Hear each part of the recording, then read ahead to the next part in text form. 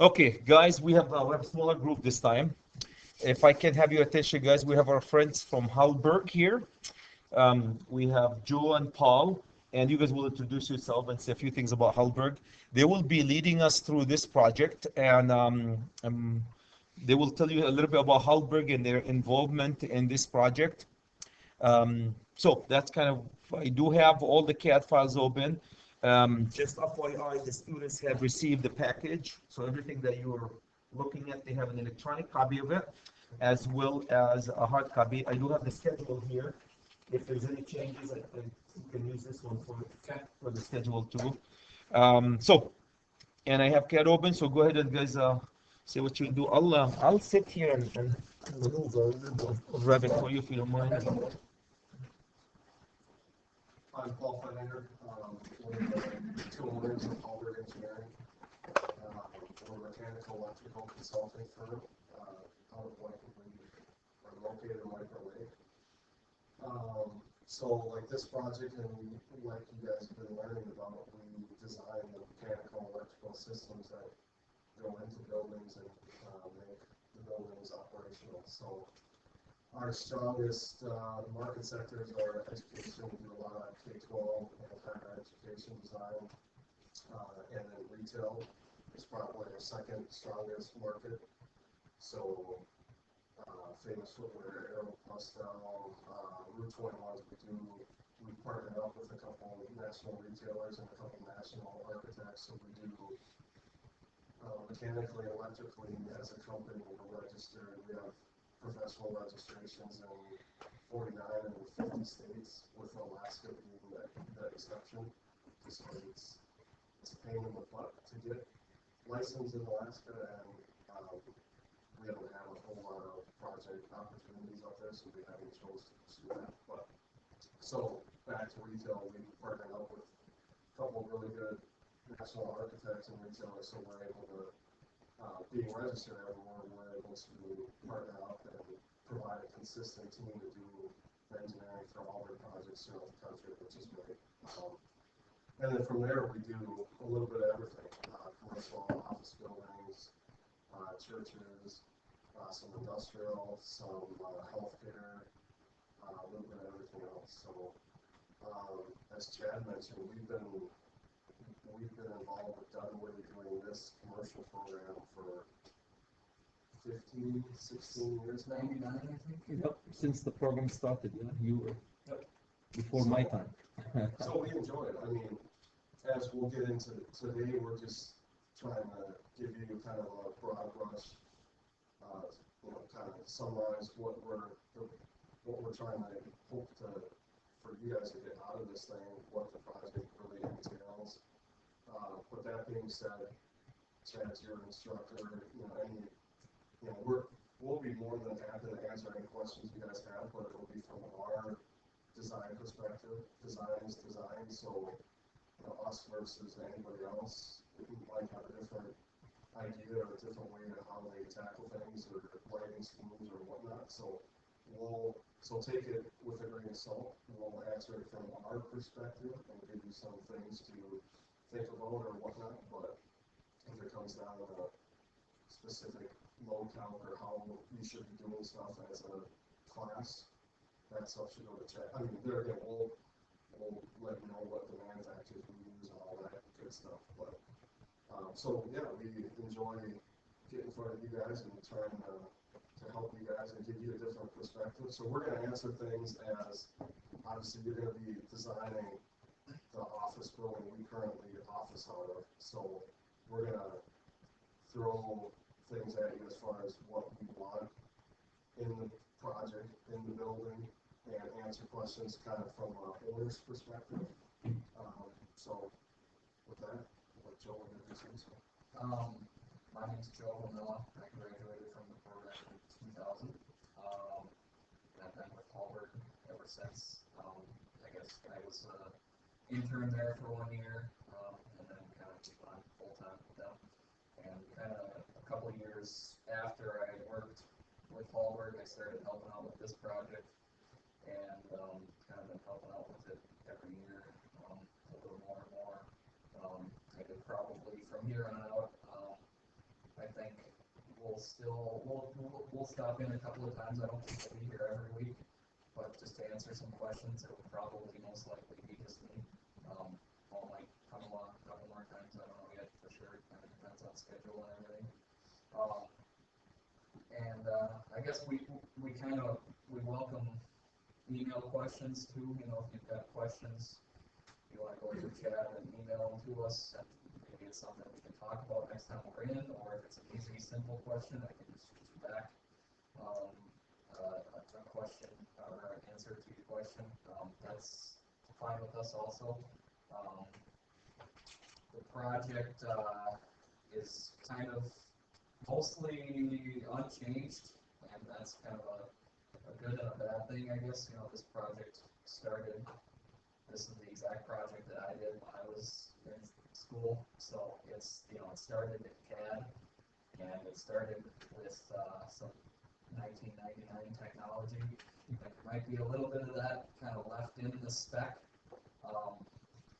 as far as lighting types and, you know, and stuff that still is used today, but maybe not so much because technology's come so far. So if, you know, if stuff doesn't make sense in the scope narrative, be sure to ask questions. And we'll kind of go through that here in a minute, but we set up speakers for you to come in pretty much every week. I'm still waiting on clarification on a couple of them, but most of them, I know the first one, Cutler Hammer, when they come in October 15th. I always tell everybody when they come in, they're here for you guys. You know, they come in, we ask them to come in as a vendor, as a rep of Hallberg Engineering. You know, we specify their stuff. We put their product into our specifications for the contractor to install on the project. So we don't have to put Cutler Hammer in our projects. We can put Square D and Siemens and leave Cutler Hammer out. We put Cutler Hammer in because it's a good product. And then because of that, they help us out. We call them every year and say, can you come and talk to these guys? And in Cutler Hammer's case, it's a power distribution.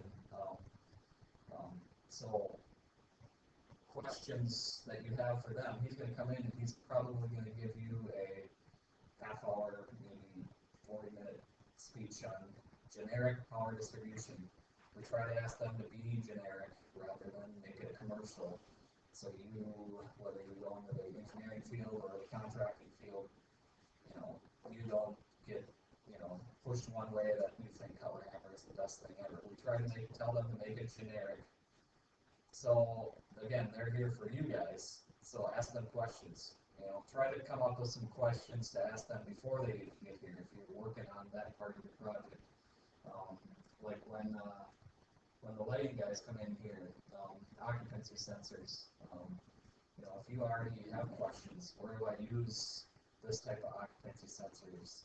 You know, why is there different technologies? What is ultrasonic? What is infrared? You know, if you don't know these things, chances are a couple of the other guys don't know these things too. So ask them. You know, use these speakers because they're here for you guys. And same thing. You know, if they come in and you guys don't have questions, they're going to do their half hour, 45-minute. You know, some of them like to talk, so maybe it'll be longer. But if you guys don't ask questions, then they're going to come in and they're going to do their spiel and then they're going to walk out the door. And, you know, same thing with us. When I come in here a couple weeks from now to see if you guys have any questions, I'm going to come in and I'm going to, you know, kind of ask if you have any questions, and if nobody has anything, then I'm going to bill Paul for the mileage down here and 2 hours to hang out with you guys, and then I'm going to go back to work. So, I guess same thing with us. Use us. Ask questions. Ask design questions. Ask what would you do, but like Paul said, design is design. It's, you know, a million ways to skin a cat. It can be done many different ways. You know, shot coulee might do it one way, Hallberg does it another way. Hunt Electric, who also does, you know, design, they might do it a different way. You know, there's a ton of ways to do it. We'll tell you which way we do it. So,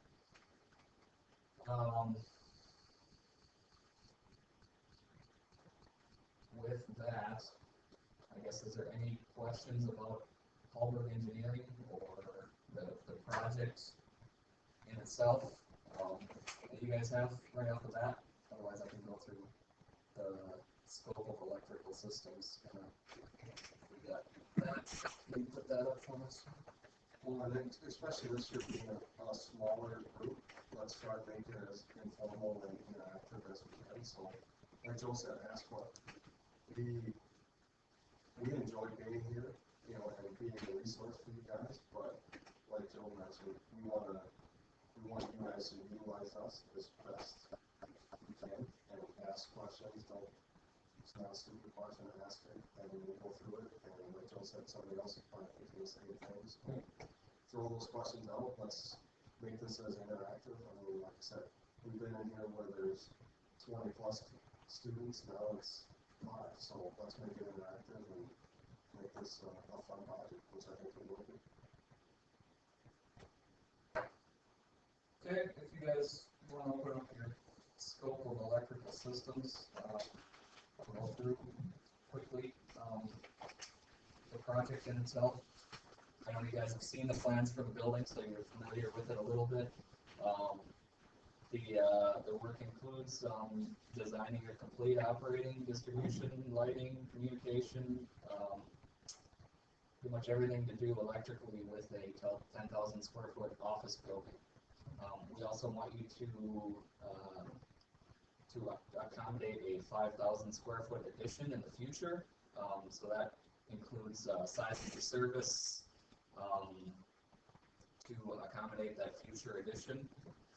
So when you are sizing your service, obviously you need a little fluff in there for future load. If you go to 1.2 for the alternates, we want you to, and this is kind of, I think it's kind of funny, and maybe we continue to leave it in there, but the main office, if we skip ahead to 1.5, design criteria lighting, and you go down to open office 126, there it is. Illumination 40-foot candles, and then we want linear indirect T5 HO fluorescent. If you don't know what any of those terms mean, there's going to be a lighting guy coming in here and talking to you about different types of lighting. But that is a style of fixture that's a pendant fixture that kind of hangs down from the ceiling and punches light up, and then the light obviously bounces off the tile and comes down.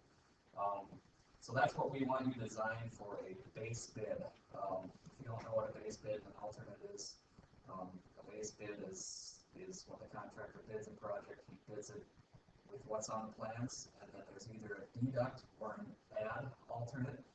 So we as the engineer, we want him to bid a deduct alternate to, say the project comes in $5,000 over budget, but we have this deduct alternate of this alternate way of lighting the open office area that's a little bit less expensive.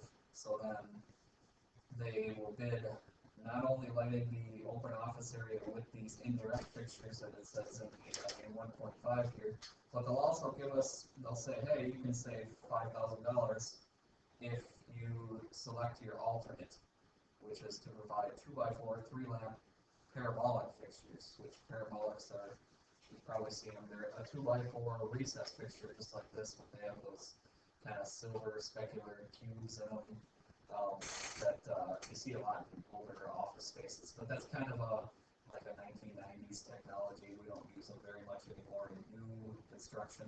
So, but that's what's in here. That's what we're going to stick with. That's a lot less expensive of a product than the linear indirect fixtures. So that's where you, as a contractor that was bidding this project, might say, for the base bid, we put in these linear indirect fixtures, but if you select alternate number 1, which is a different layout, so you'll have to lay out the lighting for that open office twice. You can save $5,000. So that's kind of the quick down and dirty explanation of an alternate.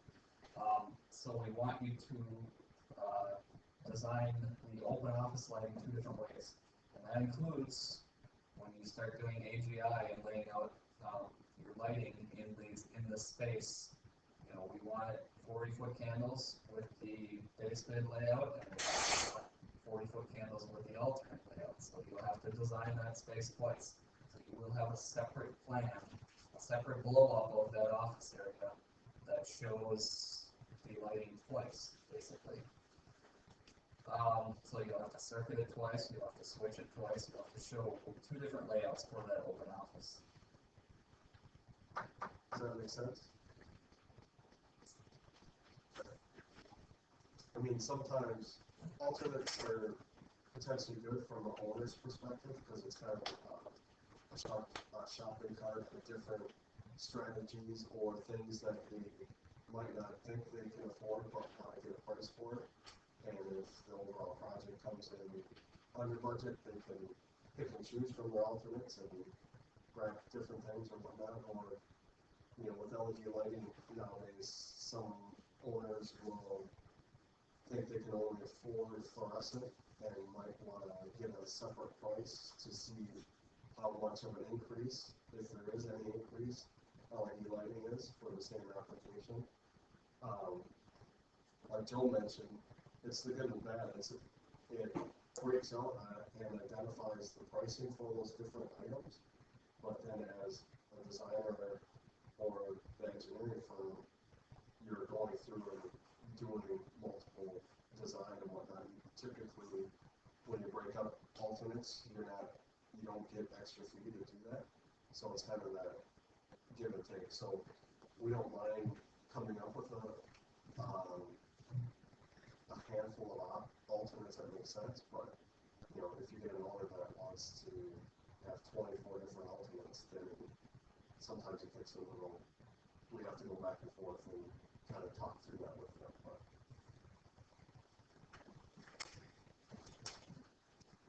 In 1.3, couple of assumptions we can make. I guess we can assume that the telephone will be brought to the building. You will still be responsible for showing actual voice and data locations throughout the building. But we can assume that the telephone company is going to bring voice to the building. So distribution of voice and data are kind of, and there's a couple of wording in this 1.3 that we probably should have modified in the past couple of years, but haven't. So the voice and data are to be designed by you guys, even though it kind of says here that originally the project we had you guys do roughing only, which means just a box and a stub going up into the ceiling, and then the owner would hire his own data guy to come in and put in the actual cabling and jacks. That's changed in the past few years because Chad wants you guys to do more and more and more. So you will be designing the voice and data system for this building. So everywhere where we identify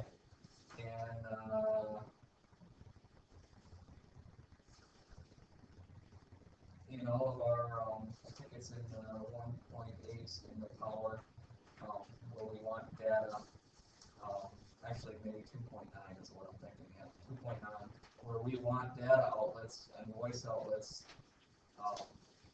We want you to not only show the location, but show the cabling that's going to each of those, and show the how many voice and data locations are at each of these jacks. So are we going to be doing this spaghetti work for lighting and everything in this one?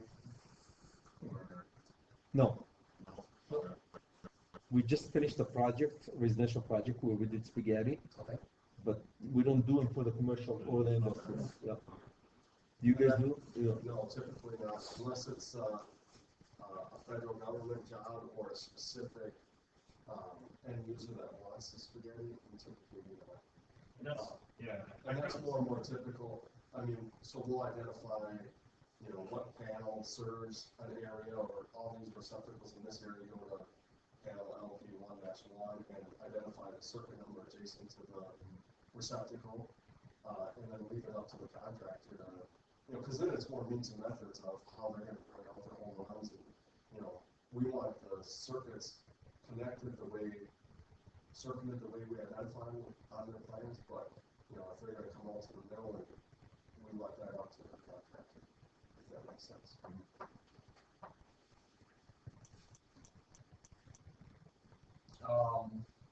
I see here, that is a true statement. Obviously, you can assume the owner will provide their own equipment, such as VCRs, if everybody know what that is. So, obviously, any equipment, you won't have to worry about specifying, any of that. Skipping to 1.5, the lighting, we kind of basically tell you what the owner wants in every room, which, you know, when we design, when Hallberg Engineering designed the project from the beginning today, we don't ever get this information, you know, from any owner, because most owners don't know what they want. They just know they want to build a new building, they'll put an addition on their building. So we're giving you everything you need here. We're giving you the room, the foot candle level that we want in that room, and that's an average. You might want to make a note of that for when you start laying out your lighting with AGI, or actually it's visual. Visual. So, with visual, so that foot candle level, that's an average level that we want. And then we tell you what fixture type that we use. But like I said, most owners don't know what a wraparound fluorescent is. They don't know what a parabolic is. They just know that they want it. If this is an office, we want to have, you know, we're going to have people in here, they need to be able to see their computer screen. We're also telling you the controls that we want in each space. So it's all the work, everything is in here that would happen for a project that we started from the beginning, and we would figure out all this stuff through construction meetings, through design meetings, through user meetings. Pretty much all that has been put in here for you. So all the lighting is listed here. What, like I said, what style, what foot candle level. It's basically the same for power in 1.8. We say how many receptacles we want in each room. We say what kind of receptacle we want in each room.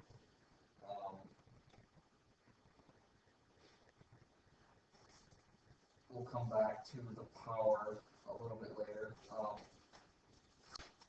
The lighting control panel on 1.6. We do want a lighting control panel on this, basically a relay panel. And we do have a speaker coming in, a rep from Asgard that will go over a Douglas lighting control system that we've had come in here in the past. And for those of you that don't know what a lighting control panel is, it's basically just a relay panel with relays in it, and then a brain in it that, you know, has a time clock built into it. And, you know, you can put a photo cell into it that will tell the lights to come on and off with day and night, with day night, and also with the time clock. You know, you can say that everyone in the building leaves at 5 o'clock, and we want to send a sleep signal to sleep off all the lights at 5 o'clock. So there's multiple things that the lighting control panels can do, and this guy will kind of go over all the options that we want. Well, pretty much I think we want all lighting circuits in the building through this, and we also have it tied to our security system, so when the security system is on, it sweeps off all of the lighting in the building. All the lighting plus, we want a couple of the other circuits, which are 120 volt circuits. So we we have listed in here a coffee pot circuit for people that leave the coffee pot on all night. We don't want that thing burning all night. It's the same thing.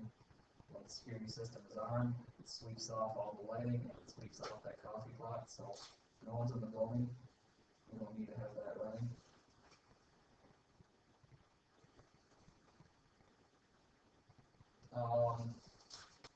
1.7 conference room local dimming system. So we just got a little miniature dimming system in the conference room to have a couple of zones in there. So power, I kind of sort of went over.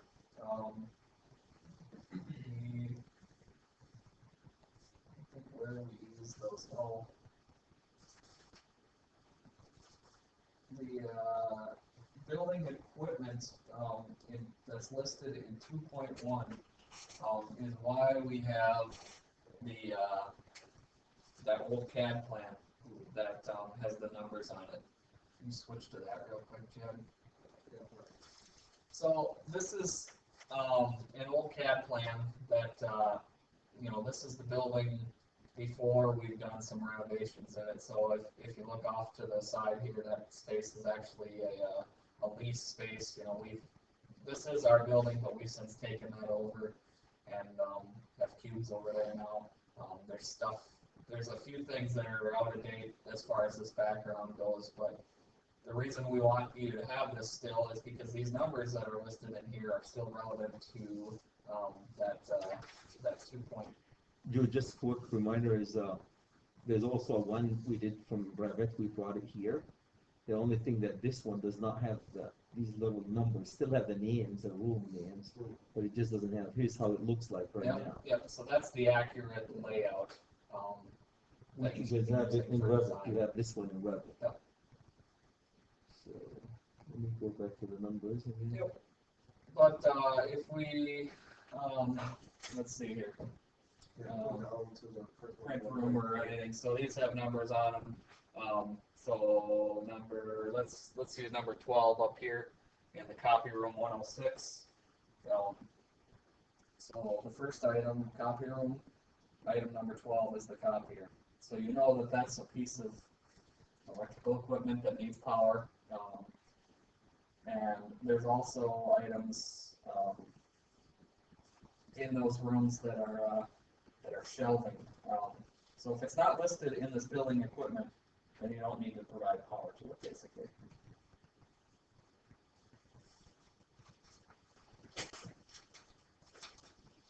Like you can see in the file room, items number 23 are file cabinets, so those won't need power. So,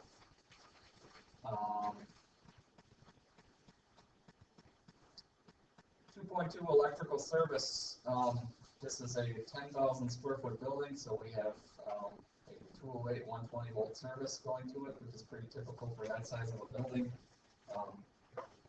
We want a service entrance rated distribution panel with main overcurrent. Local distribution will be in the same room as basically all your electrical will be in one room, in that mechanical room.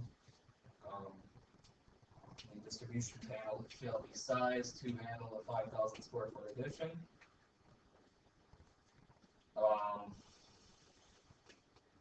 So we have a distribution panel, one big panel that will feed all of the loads listed underneath. So it kind of does your riser for you, basically, right there, showing what is fed out of the distribution panel. 2.3, we do want TVSS on this distribution panel. That'd be a good, if you don't know what TVSS is, that'd be a good one for your guy coming in, well, for either Square D or for Cover Hammer. They both have TVSS on that they offer. It's basically service suppression. 2.4, so you will have a panel to feed your lighting, and you'll have a panel to feed your receptacles.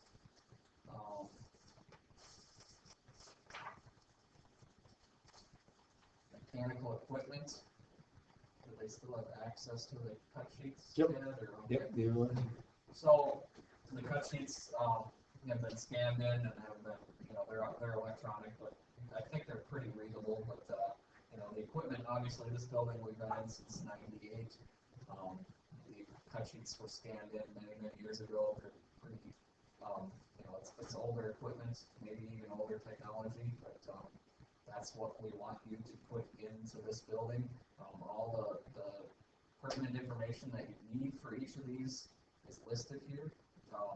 So air handling unit is 15 horse, it's 3-phase. We want a VFD on it. That's pretty much all the information you need to know. So you'll need to size the wire that goes to it, disconnect,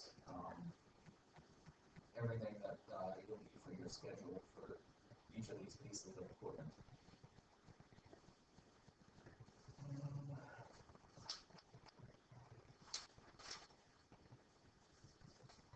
2.6, we do want a standby generator for this building with an automatic transfer switch. I think we had just talked, this is, remind me, is this for emergency or? It used to be. Okay. What we did last year, I think you're going to talk about too. What we did is we have a backup generator that will back up the whole building, and the emergency light will be on batteries. So then they get into sizing an auto transfer switch, service entrance auto transfer switch, so they bring it into it. That's how we did it last time. I thought we'll introduce them to a service rated auto transfer switch. So, And then the emergency light will be just battery operated. Yep, so we want emergency, battery, bug eye type fixtures for lighting, and then complete backup of the entire building with a generator. And we will have a generator guy coming in so you can talk to him about the differences between open transition versus closed transition and when you need one versus the other, because we have emergency egress lighting, battery lighting. We don't need that generator to pick up immediately the load of the building, because those battery lights will take that few seconds or a minute, in some cases, for the generator to come up and get everything up and running. So.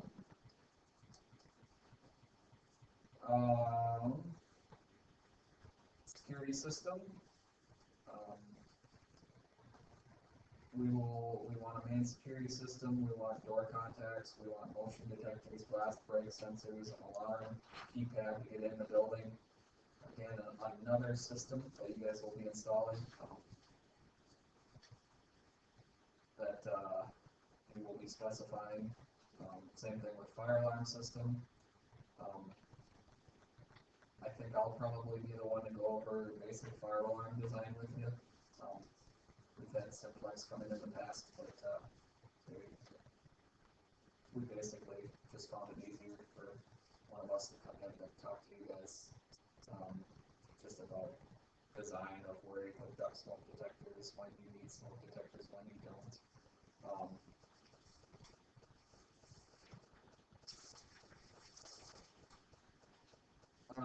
2.9 technology raceway. Again, this kind of it might talk a little bit, especially number 1 there, talks about empty boxes and conduit stubs into ceiling space. Cross that out right now so you're not confused. You guys are providing the box, the stub, the wiring, the jack, the faceplate. Everything is in your design of this building. So where we list the criteria here, same thing with the power and the lighting, what we want and where.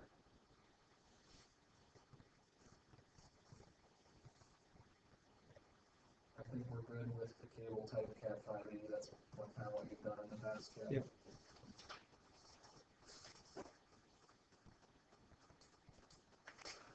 Is there anything to add?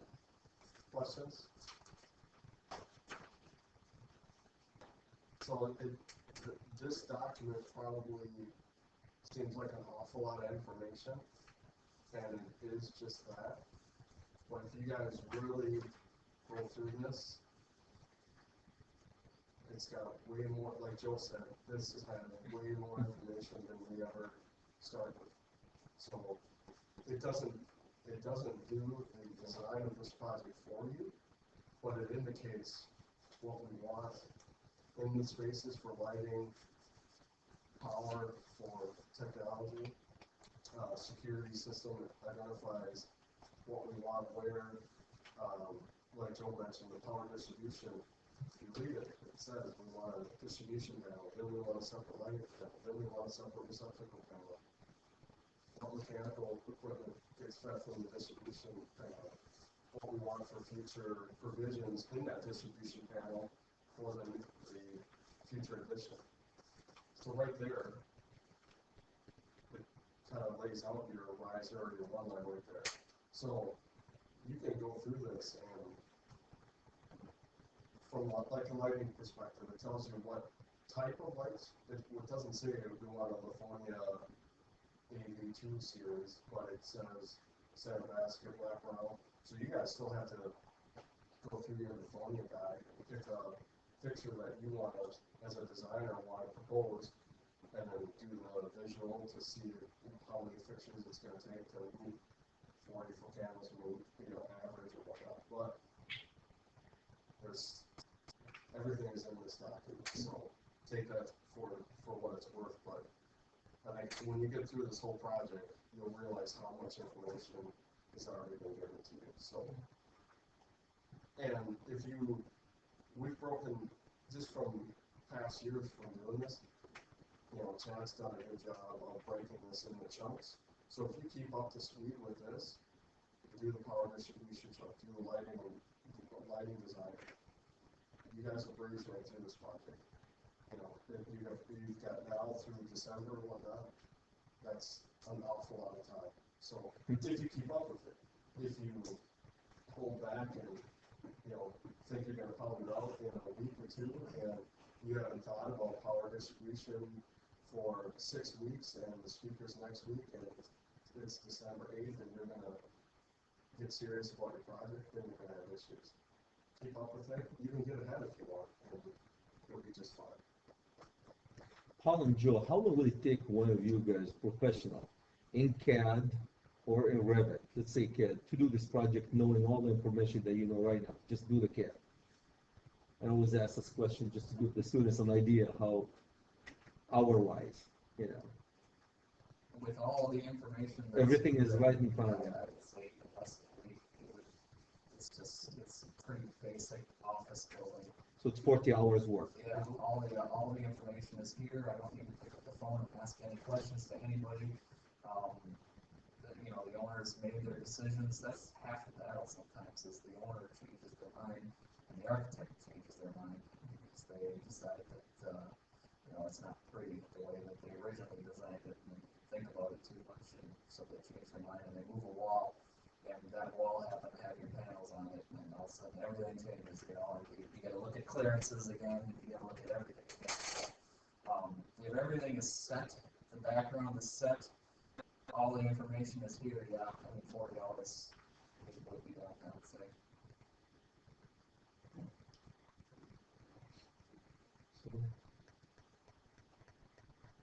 We're doing it in Revit, so there's a learning experience in Revit Lego. Yep. But on the other hand, all the schedules are done in Revit. Unlike in CAD, where you have to go fill your schedules. When you circuit right now with Revit, everything is done. All your schedules, we're having a week just to do schedules. These will be done really automatically for you. So. Nobody's got any questions?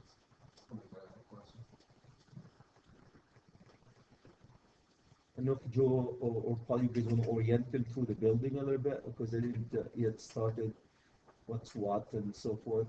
Do you have one of the other plans? Yeah, the new one that, right, there you go, I do have that one.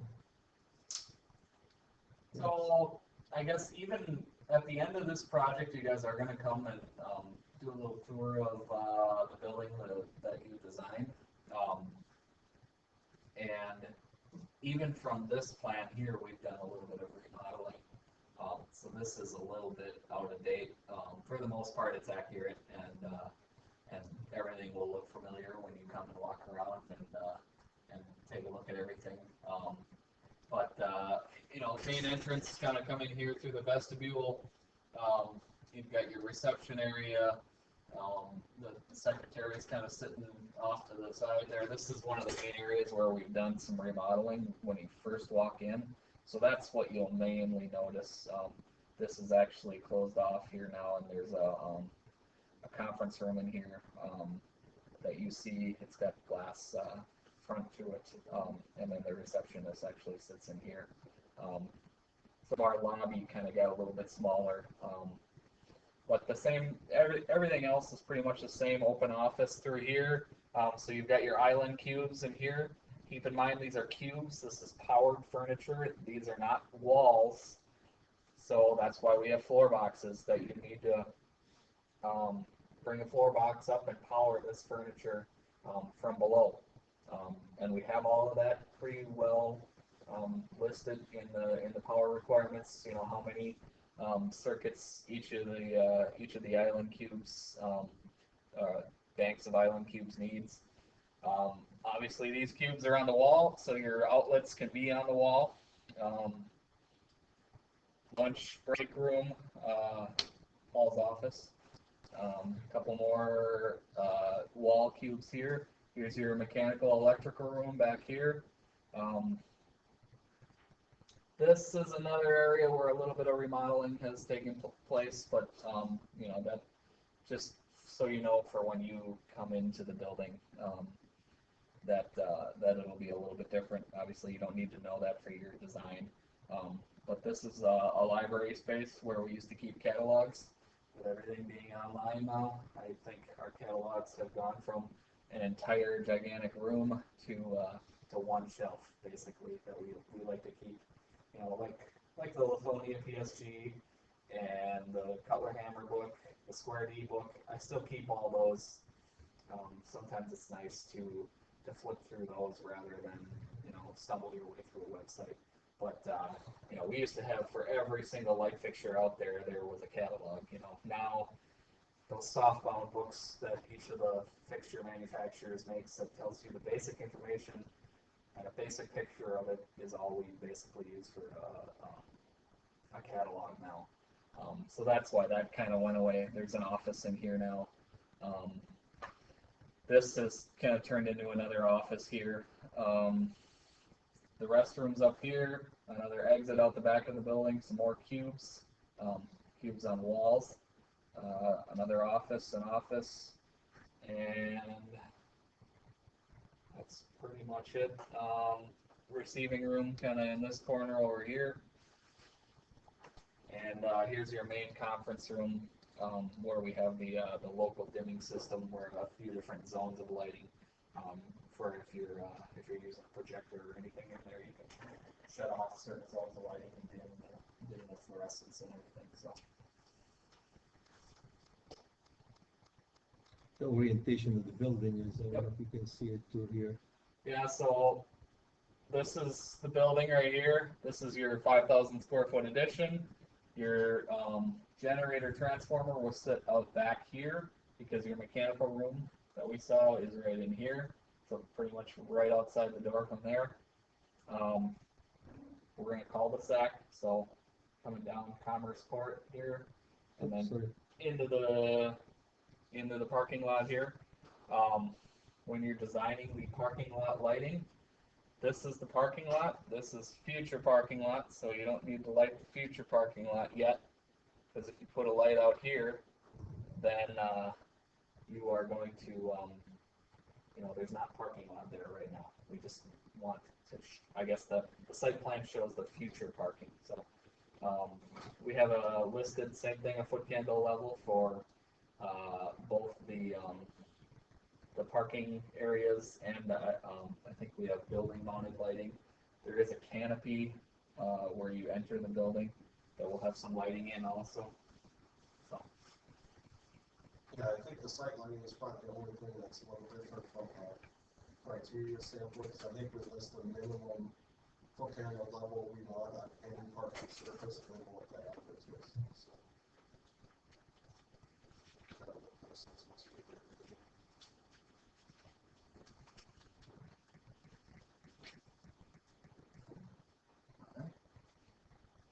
So you guys just doing one security panel, like for key panel entry, at the front entrance, you guys don't have any side entrance ones?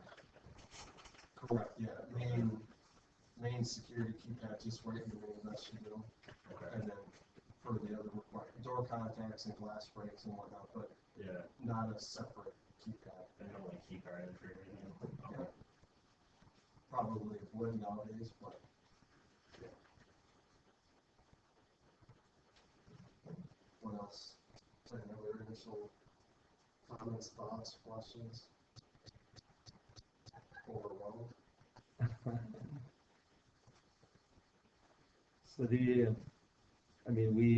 we're right into Revit, so we just did the setup. This is a project that we've done in the past, so they're getting directly into just finish setting up the sheets for them. So when I showed them an existing project, how does it look like this? And so they should be. So if you said you can't get your hands on the tile block and turn that in? Well, this is accessible only to the teacher. They don't have access to it. Yeah, that makes sense. Yeah, we use folders online with access. We can give access. So to show them how it's going to look like, we have a project because it's overwhelming when you walk in and you have no idea how it goes. So what I do is I have a project sitting here. This is how it should look like. You don't need to reinvent the wheel. Just learn how to make the wheel. I mean, until you accumulate a lot of knowledge, and then you go ahead and invent the wheel if you want to. So. Yeah, there's gonna be a lot thrown at you. I think this narrative is full of information, and there's a lot to kind of get your hands around, get your head around. Like I said, when you guys get through with this project, I think you guys will look back and say, that was a lot of information, and you guys made it through just fine. And this being a commercial office building, there really isn't anything crazy or off the wall. It pretty much is what it is, so pretty typical design requirements and whatnot, but it'll be a great learning experience for you guys. And we don't expect you to become lighting experts, and you're going to be learning through this project, through your next industrial project, and once you get out, with whatever firm you guys, you're going to be learning all the time, so take that for what it's worth. Have fun with it, ask lots of questions. And even with lighting, I go even further. I go and identify the page and the catalog number of the fixture that they need. Because by the time you reach learning how to use software, visual, it gets overwhelming. You're teaching how to, so we tie what your description to a page. So you go to the page, find the fixture, then you have to go into visual and find the actual fixture in visual IES file so you can load it. So we can try to bridge the learning process for them a little bit. So. Yeah, so getting through this and everything else, residential, you guys are getting great exposure to everything because once you get out and so. I do have a question for you guys. We have ignored, since we moved to Revit, we ignored the alternative for the open office. But I really would like to get back into it. So the way it is right now, how the light is going to look in the open office, that's a regular light. So now to do this in Revit, now you're dropping different Revits, their families. So have you guys done an alternative in Revit? My question is, or because now you're dropping two physical fixture in the same location. I know how to do it. You can turn things off so you don't show up big gap when you print them. But in a 3D, if you're providing a model, it will look like there are two fixtures, a lot of fixtures in that area. I'm just wondering if there's a way that you guys have done. How do they do alternative in Revit? Because it's now you can hide things. That's probably how But we if- do it, just for sheets. Yeah. Because obviously when you issue a sheet to a contractor for bidding purposes, he only cares what's on it and what's not on it. So we would hide or put on. If I do alternative and I do collagen detection in that, it will collide with other mechanical stuff. You know what I mean? It defeats the purpose of BIM system.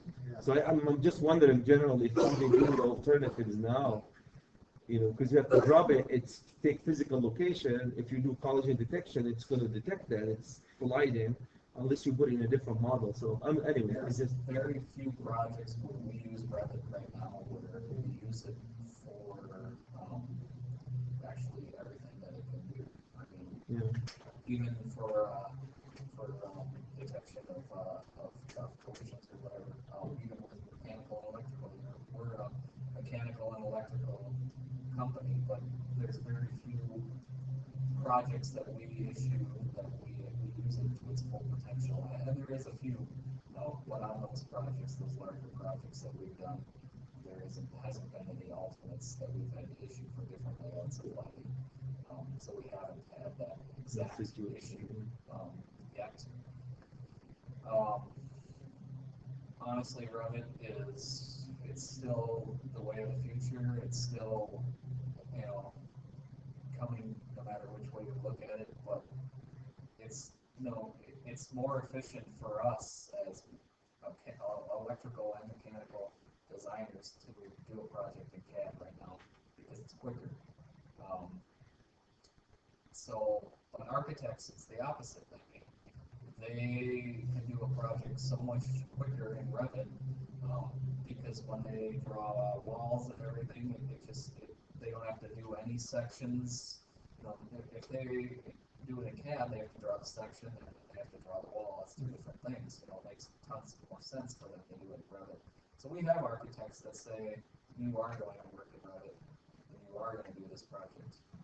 But if they give us a choice, we're going to choose CAD because I can get it done, you know, twice as fast in CAD. So.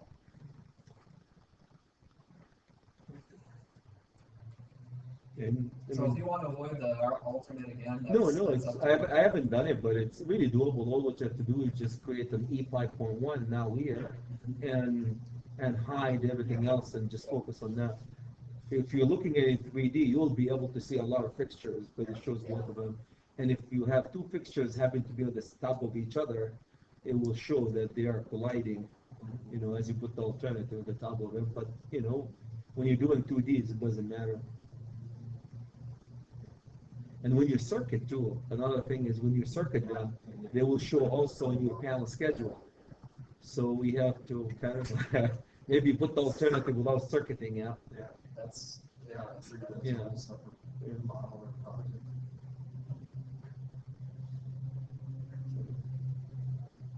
These are little details that you can go through.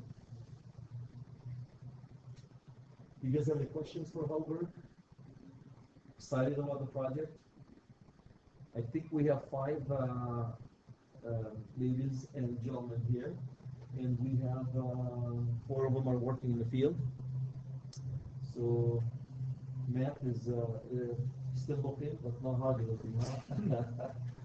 And Adam, you start with Adam.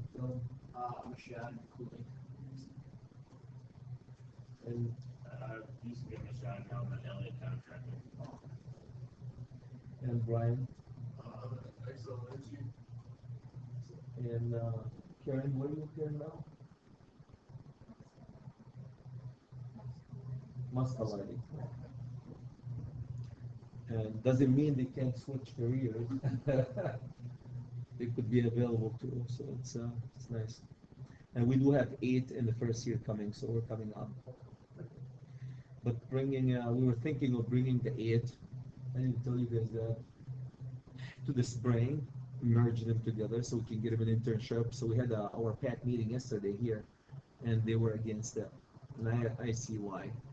So bringing the students in the first year that finished Q1 and putting it in the last quarter, industrial project, 4,000 amp switchgear, 48277, it'll be a little bit overwhelming. But we have Matt here, he finished 1 quarter with us and he jumped into the fall. It wasn't too bad for you because we started with CAD, 24120, 400 amp panel. But if we are to bring you directly from the first quarter into a 4,000 amp switch here, it would be a little bit too much. With Revit, 2-story building, 25,000 square foot. So I think we I thought it was a good idea. It wasn't. So you guys gonna stay with me all year? I think it'll be hard for you. It'll be nothing, but for them it'll be really tough. That's happened yesterday when we met. So, any question guys for Hallberg? Any comment? You tell them about the pizza party that you guys do for us down there. Oh yeah. You still doing it, or the cut above? Or since Paul become a partner, now we're cutting the budget, huh? Into something. Yeah.